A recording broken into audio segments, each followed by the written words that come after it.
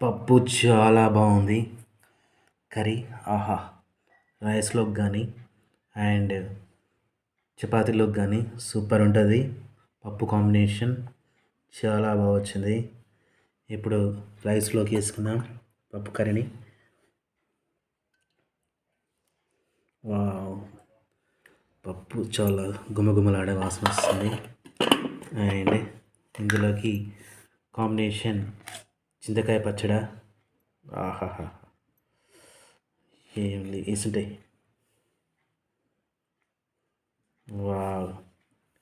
చాలా బాగుంది పప్పు కర్రీ అండ్ చింతకాయ పచ్చడి.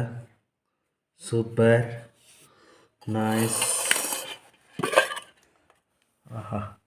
చాలా బాగా వచ్చింది. చూస్తే తినాలనిపిస్తుంది.